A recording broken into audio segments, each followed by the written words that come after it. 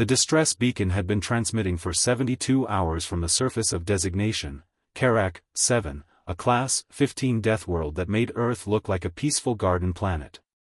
Commander Velvats of the Galactic Rescue Service reviewed the mission parameters with growing dread. His crew, 12 elite specialists from across the Union, was the best-equipped force available. They had to be. 3 Zephyron scientists were stranded on Karak 7 after their research vessel had malfunctioned during atmospheric entry. Atmospheric composition, toxic, Velvats read aloud. Gravity, 1.8 standard. Native predators, Class A threat level. Temperature range, extreme. Volcanic activity, constant.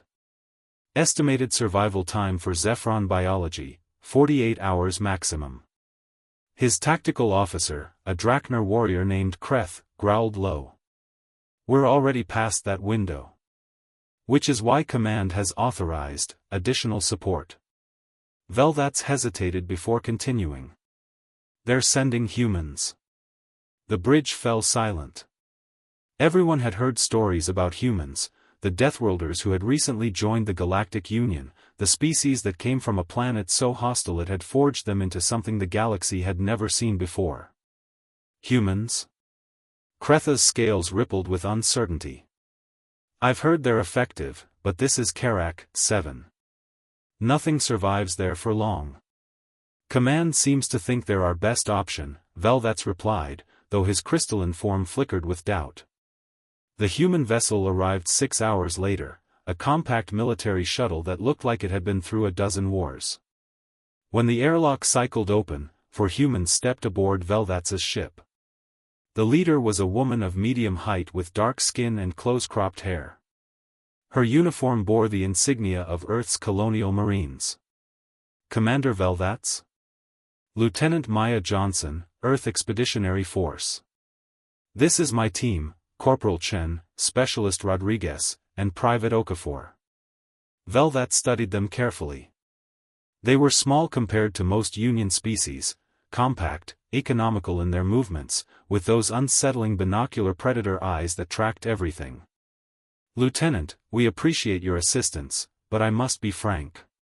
Karak 7 is extremely dangerous. My crew has the finest equipment the Union can provide, and even we estimate only a 40% survival probability.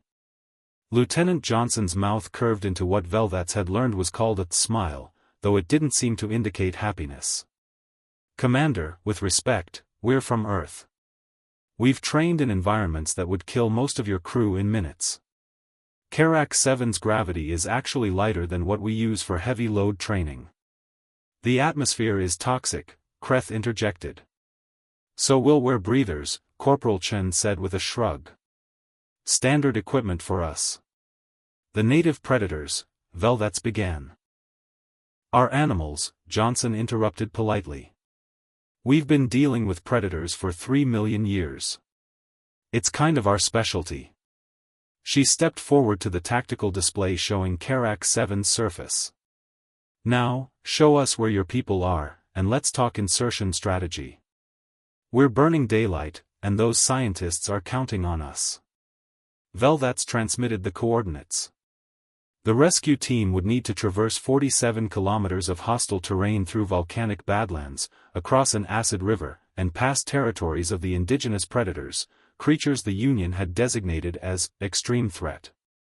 We'll need environmental suits rated for Class 15 conditions, Velvats said. Full armor plating, energy shields, heavy weapons. We'll take the breathers and standard combat loadout, Johnson said. Heavy armor will slow us down. Speed and mobility are more valuable than protection where we're going. That's suicide, one of Velvats's officers protested. Rodriguez laughed, an actual laugh, as if this were amusing. Commander, Lieutenant Johnson once completed a survival exercise in the Australian outback with no supplies for 2 weeks. Chen grew up in the Himalayas. Okafor's family are from Nigeria. He spent his childhood in one of the most biodiverse and deadly regions on Earth. And I'm from the Amazon basin.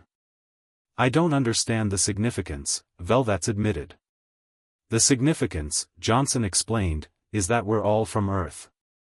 And Earth makes Karak 7 look manageable. Your Class 15 Deathworld? We call that Tuesday. She turned to her team. Gear check. We drop in 30 minutes. Combat loads, standard protocols. Expect resistance from local fauna. Rules of engagement, non-lethal if possible, but survival takes priority. Primary objective, locate and extract the scientists. Secondary objective, everyone comes home. Hua, her team responded in unison, some kind of human affirmation ritual. Velvats watched them prepare with growing fascination. They moved with practiced efficiency, checking weapons and equipment with the casual competence of people who did dangerous things regularly. They joked with each other, laughed, showed no signs of fear or hesitation. Lieutenant, Velvat said quietly, may I ask, why do this? This isn't even your mission.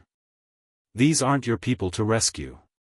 Johnson looked up from checking her rifle, a projectile weapon that seemed primitive compared to Union energy weapons but had earned a fearsome reputation nonetheless. Commander, when we joined the Galactic Union, we made a commitment. We help. That's what humans do. Someone's in trouble, we go get them. Doesn't matter if they're human or alien. Doesn't matter how dangerous it is. It matters that they need help, and we can provide it. She smiled again, and this time Velvet saw something in it he recognized, determination. Besides, she added, we've always been good at going places we're not supposed to survive and coming back anyway. It's practically a human tradition. 28 minutes later, the human team was ready. Velvats accompanied them to the drop bay where their shuttle waited. The rest of his crew had gathered to watch. Word had spread that humans were attempting a Karak 7 surface mission. My crew will provide orbital support and medical facilities upon your return, Velvet said formally. I wish you success, Lieutenant Johnson. Thank you, Commander. We'll bring your people home. The humans boarded their shuttle. Through the viewscreen, Velvets watched them descend toward Karak 7's turbulent atmosphere, for small figures in a tiny vessel heading into conditions that had killed dozens of Union explorers over the years. Kreth approached, his scales shifting nervously. Commander, do you think they'll survive? Velvats watched the shuttle disappear into the storm clouds wrapping Karak 7's surface. Ask me again in 12 hours, he said quietly. Though something tells me we're about to learn why the galaxy is starting to fear the species from Earth. The shuttle vanished from sensors as it entered the planetary interference zone. Now, all they could do was wait. And hope that the human's reputation was deserved. To be continued.